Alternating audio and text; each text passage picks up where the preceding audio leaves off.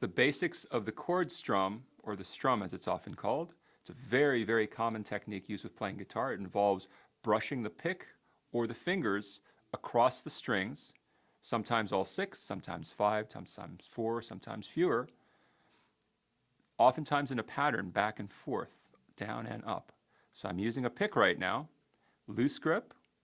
Notice that I'm going to use my arm more than anything, not the wrist so much and not the fingers so much as I'm holding the pick.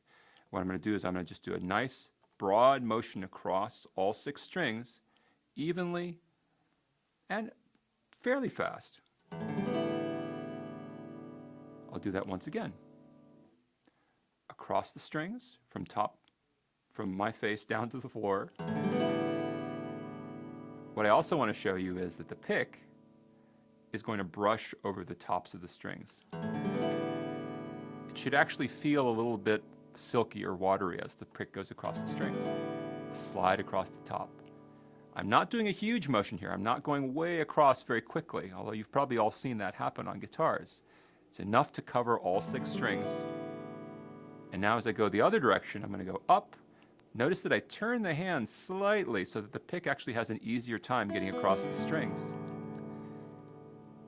Practicing both ways, going down and up, getting across 6 strings. If you want to make it a little more challenging, going across 5 strings, so I'm really watching carefully that I stop the strum, 4 strings, etc. It's a very fine motion that you want to develop, and also, if you'll notice my arm right now, I'm not hitting the strings. It's a loose motion.